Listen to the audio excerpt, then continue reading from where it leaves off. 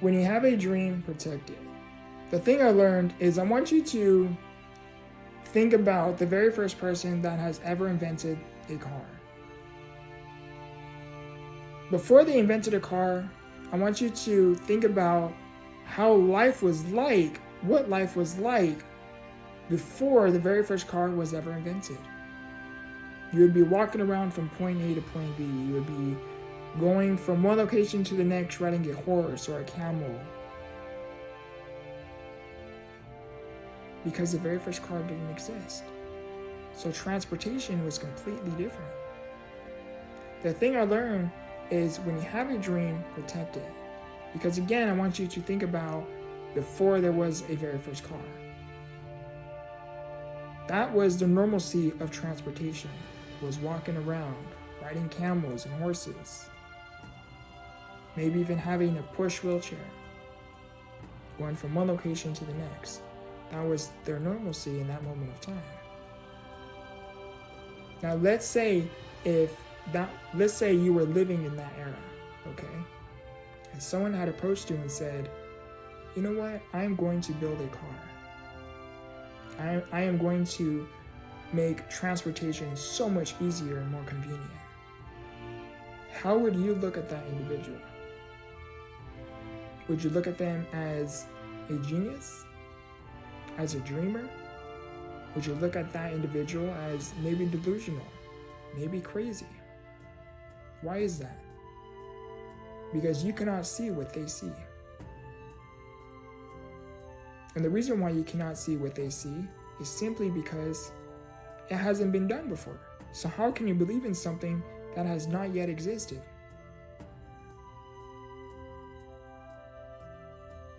And that is where I learned that when you have a dream or you have a goal, protect it. Especially when it is a really big one. Because when something doesn't exist, it is really, really hard to believe that that thing is possible. Elon Musk, for example, regardless of how you look at Elon Musk, what did he do? He looked at rockets. It did exist, right? So it was possible to revolutionize the rockets and the transportation the way they did that.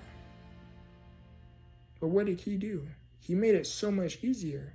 He made it possible to send a rocket into space and to bring it back. That's a big dream. That's a really big vision. Now for him, there was something that had already existed. All he did was improve it. Okay, right? Electric cars, for example, great example.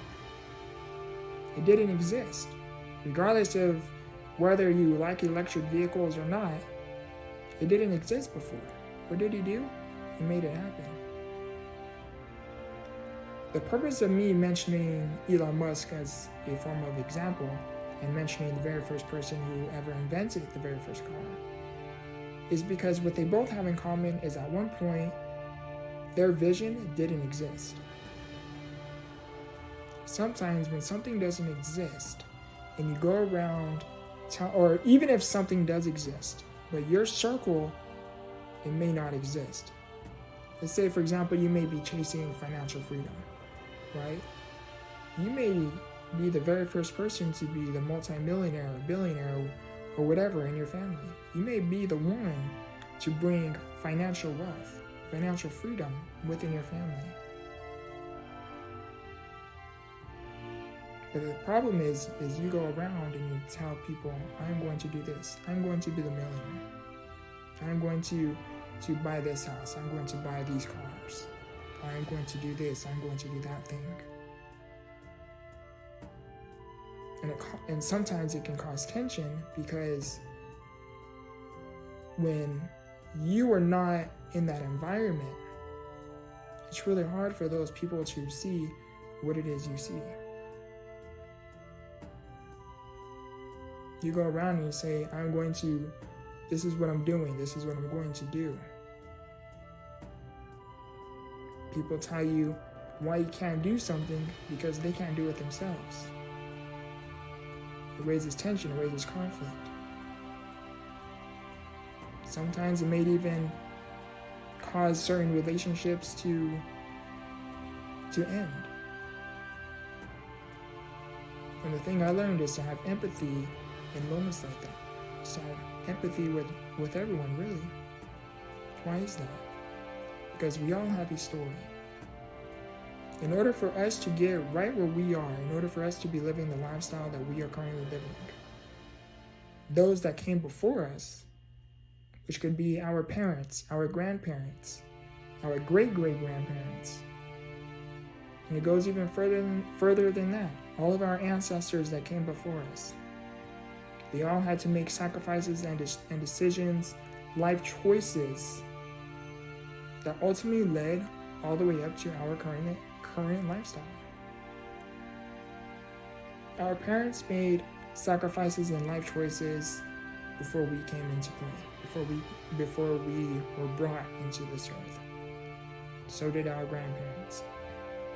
Our grandparents had a certain lifestyle who raised our parents, and our parents taught us and did the best that they could to help us, and now it is our turn. It is our turn to see, it is our turn to create the next generation. It is our turn to break these certain generational patterns. Some people call it generational curses. I personally call them generational patterns. But the thing I want you to understand is that our grandparents made sacrifices and life choices that ultimately affected our parents'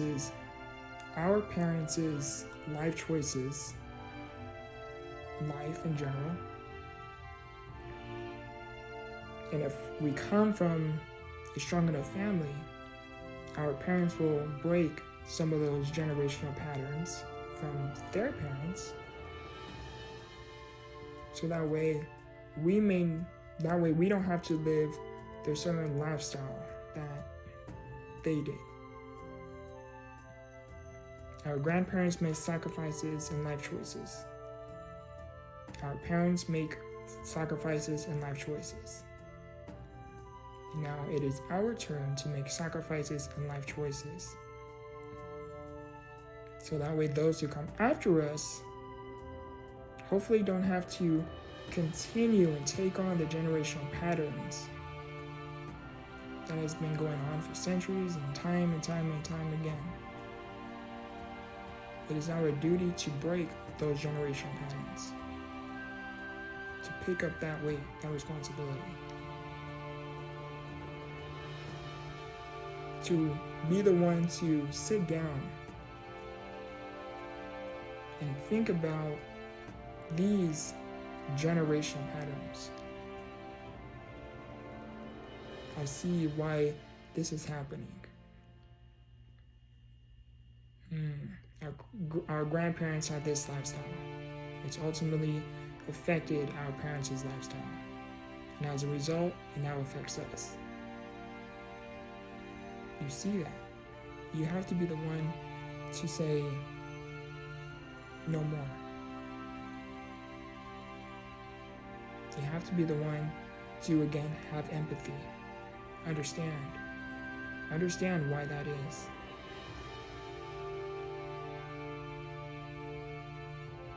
So when you have a dream and you have a vision, I want you to know that it is possible. Anything is possible.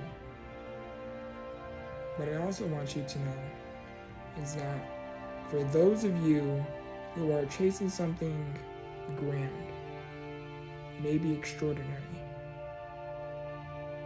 and you know that what it is you are chasing is ethically good, I want you to know that it is possible. But within that process, before you turn that vision into a reality, I want you to have empathy within the process. I want you to understand what it is you are actually after. It's not so much the vision, so much you are also breaking the generational patterns that are going to come in the process of you reaching that vision.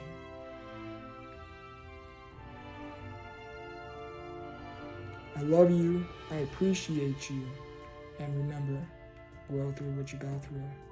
Much love.